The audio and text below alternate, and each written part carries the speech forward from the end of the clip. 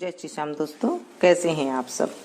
दोस्तों, जेठ के महीने में पीपल सींचने की कहानी सुनने से घर में अन्न धन का भंडार होता है और घर में सुख शांति आती है, अच्छा पुत्र होता है और जो लक्ष्मी है वो छन छन करती हुई आती है। और इसकी जब हम कथा सुनते हैं, पीपल की कथा जेठ के महीने में सुनते हैं तो उसका अमोघ फल मिलता है। चलिए शुरू करते हैं पीपल की कहानी। बोलिए विष्णु भगवान की जय। एक ब्राह्मण ब्राह्मणी थे, वो दोनों पीपल सींचा करते थे। जब जवानी थी तो पीपल सींच लिया करते थे, कोई दिक्कत नहीं होती थी क्योंकि उनके कोई औलाद भी नहीं थी। और जब बाद में बुढ़ापा आ गया तो जब पीपल सींच के फिर भगवान को भोग लगाया करती, बामनी तो थक जाती थी। यूं कहती थी कि अगर घर में बहू हो तो मैं ये पूजा पाठ आराम से कर लूं, क्योंकि पीपल सींचने जाती तो वो 5 कोस दूर था, फिर जाते फिर आते थे दोनों। पूरी जिंदगी उन्होंने पीपल जो है सींचा। विष्णु भगवान का नाम लिया करते थे, लक्ष्मी माता का नाम लिया करते थे। बूढ़ी माई उदास रहने लगी बामणी, तो ब्राह्मण देवता ये देखकर बहुत ही मन में ये करते थे कि इसको कैसे ठीक करा जाए। ब्राह्मणी कहती कि कोई बहू ले आओ, और ब्राह्मण देवता हमेशा कहते कि बेटा बिना बहू कैसे ले आऊं। तो ब्राह्मणी कहती कि अपने पास तो इतनी धन संपत्ति है, आप कुछ ना कुछ करके ले आओ। तो ब्राह्मण देवता के मन में कुछ आया और उन्होंने कुछ आटा डलवाया, एक पोटली बनाई और उसमें 4 सिक्के, सोने की जो मोहर होती है ना, वो डलवा दी। चलते गए, 1 गांव गई, 2 गांव गई, 3 गांव गई। चौथे गांव में उन्होंने देखा कि 4-5 लड़कियां खेल रही है, तो वो उनके पास जाकर बैठ गया। देखा कि सारी लड़कियां घर बना रही है मिट्टी का और फिर पानी से भवा रही हैं, तोड़ रही हैं। उस घर को तोड़ दिया, बना लिया, पानी से भवा दिया। एक लड़की उसने घर बनाया तो सबने कहा तू भी तोड़। उसने कहा ना भाई, मैं तो घर नहीं तोड़ती, क्योंकि घर बहुत मुश्किल से बनता है, मैं इसे नहीं तोड़ूंगी। तो ब्राह्मण ने देखा ये लड़की बड़ी सियानी है, तो उसके पीछे पीछे हो लिए। जब सारी लड़कियां ने खेल खत्म किया तो सारी लड़कियां अपने अपने घर जाने को तैयार हो गई। तो सारी तो अपने घर चली गई। जब वो लड़की के पीछे पीछे गया और बोला तुम किस जात से हो, तो उसने कहा हम भी ब्राह्मण के घर से ही हैं।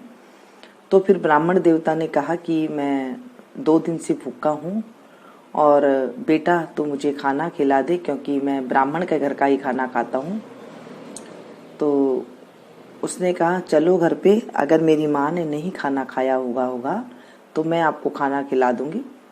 घर पे गई तो माँ को कहा कि माँ, ये ब्राह्मण देवता आए हैं और ये 2 दिन से भूखे हैं, इन्हें भोजन दे दो। माँ ने कहा बेटा मैंने तो खाना खा लिया और अपने घर में कुछ है नहीं जो कि मैं खाना खिला दूं, आटा भी नहीं है जो कि मैं ब्राह्मण देवता को पोक के खिला दूं।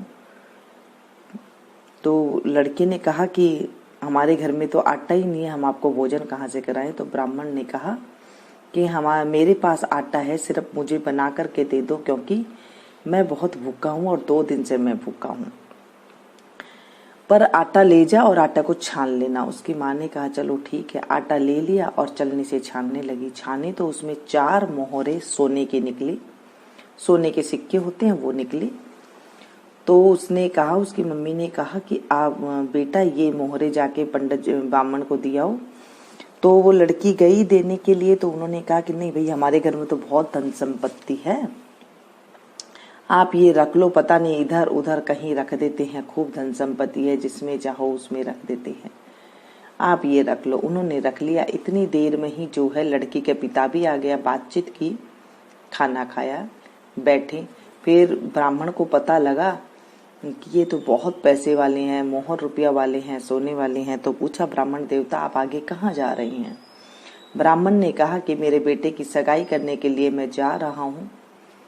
बेटा मेरा काशी जी पढ़ने गया हुआ है और 12 बरस बाद आएगा।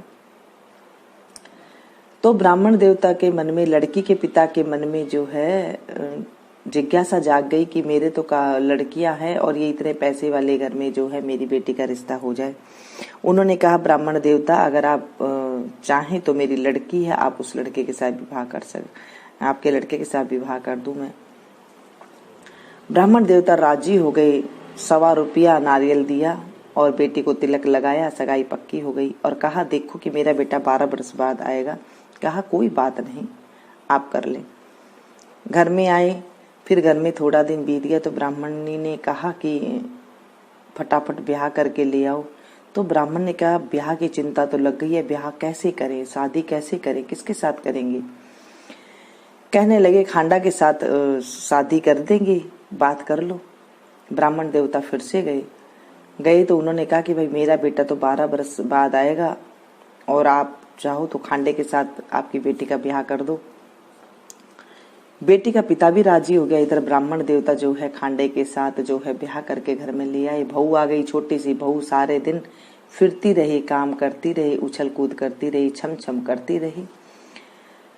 अब सारे दिन वो काम करती, अच्छा साफ सुथरा काम करती थी। ब्राह्मण ब्राह्मणी आती तो अच्छा भोजन खिला देती और इस तरह से टाइम बीतता गया। पहले के जमाने में क्या था कि आग ही घर में नहीं होती थी। एक दिन आग खत्म हो गई तो वो भागी भागी छोटी सी बिंदनी गई पास में पड़ोसन के पास कि पड़ोसन मुझे फटाफट से आग दे दे, मेरे सास ससुरा आने वाले हैं, उनको मैं भोजन पकाऊं, भोजन उनके लिए बनाना है।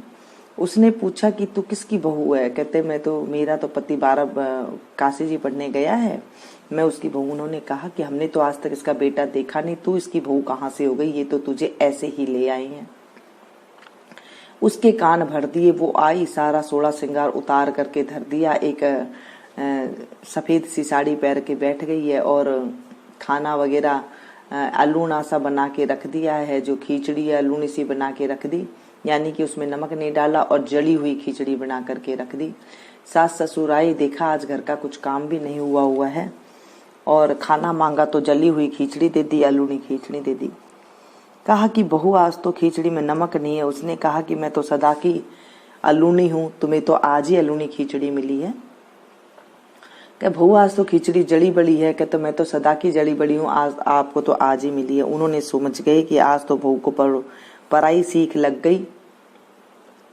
कुछ नहीं बोले, बेचारी चुप करके बैठ गई। पता है कि बगैर बेटे के बहू लेकर के आई, अब क्या करें, अब किसको तो पता लग गया, अब क्या करें इस बात का।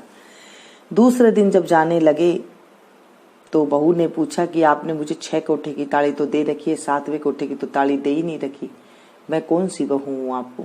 तो नहीं बेटा, हमने तो ऐसे ही नहीं दी, उसमें क्या देखेगी जा करके।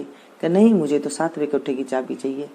सास ससुरा ने उसको चाबी दे करके चले गई। बेचारे पीपल सींचने के लिए विष्णु भगवान का नाम लेते रही, लक्ष्मी माता का नाम लेते रही, हे विष्णु भगवान हमारी अब रक्षा कर, अब हम क्या करेंगे।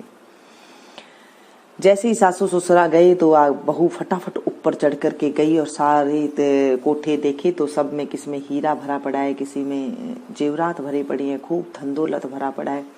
7वां कोठे की ताला जैसे ही खोला तो उसमें देखे कि विष्णु भगवान, लक्ष्मी माता बैठी हुई हैं, पीपल का पेड़ लगा हुआ है और एक कंवर सुंदर सा लड़का, बहुत सुंदर सा लड़का वहां बैठ करके भगवान की पूजा कर रहा है। कंधे पे एक तौलिया है और कथा कर रहा है। पूछा तू कौन है। कहने लगा कि मैं तो तेरा पति हूँ। कहले मेरा पति कहाँ है, वो तो पढ़ने गया है काशी जी। कहते नहीं, मैं काशी जी से पढ़ने के बाद मैं यहाँ पर कुछ दिन रहता हूँ और उसके बाद मैं अपने माता पिता से मिलता हूँ। 12 बरस बाद मैं आने के बाद फिर मैं 12 बरस हो जाएगा तो फिर मैं मेरे माता पिता से मिल लूंगा। अब उससे रहा ना जाए, वो फटाफट आई, अपने सारे कपड़े पहने ओढ़े और उसके बाद जाके 16 श्रृंगार किया और फटाफट सारा घर का काम किया, अच्छा अच्छा भोजन बनाया और फिर फटाफट देखती गई कि कैसे सास ससुरे आए, कद मैं बात करूं, कब ससुरे आए, कब सास आई। आने के बाद सास ससुरे आए, थके आ रही तो कहने लगी आओ सासू जी आपके जू काटूं। कि नहीं बहू थके आ रहे आए हैं। तो ससुरा जी ने कहा कि ब्राह्मण देवता ने कहा कि कड़वा लो, नहीं तो ये फिर नाराज हो जाएगी। जू काटने लगी। कहते बताओ कि आप कहाँ जाते हो। उन्होंने कहा कि हम पीपल सींचने जाते हैं, 5 कोस दूर पीपल देवता है, वहां पर हम विष्णु भगवान लक्ष्मी जी की पूजा करके आते हैं। तो कहने लगे आप इतनी दूर क्यों जाते हो, अपने तो घर में ही है। ब्राह्मणी बोली कि बिंदनी घर में छोड़, ये तो गांव में ही नहीं है। बोले नहीं चलो। आगे आगे बहू, पीछे पीछे सासू भाग भाग के गए। देखे तो 7वां कोठे की चाबी खोली तो देखे तो उसमें विष्णु भगवान लक्ष्मी माता बैठी है, पीपल दे का पेड़, एक बड़ा सारा पीपल का पेड़ है, उसके नीचे एक बहुत सुंदर सा लड़का बैठा हुआ है, कथा कर रहा है, पूजा पाठ कर रहा है। कहता तू कौन? बोले मैं आपका बेटा। बोले हमारा तो कोई बेटा ही नहीं। बोले नहीं, विष्णु भगवान ने आपका बेटा दिया है माता। गदगद हो गए विष्णु भगवान, भगवान ने हमारी सुन ली। दोनों ब्राह्मण ब्राह्मणी गदगद हो गए और भगवान से आशीर्वाद लेने लगी और भगवान की जो है आराधना करने लगे कि हे भगवान, आपने हमारी ऐसी रक्षा करी। बोले मैं माँ जान जाऊंगी बेटा, ये जान जाएगी, लेकिन सारी दुनिया कैसे जानेगी। दूसरे दिन लोहे का आंगी पहन ली माँ ने। बेटा नदी के इस पार खड़ा हो गया, माँ उस पार खड़ी होगी। लोहे की आंगी में से ही दूध की धार बेटे के मुंह में चली गई।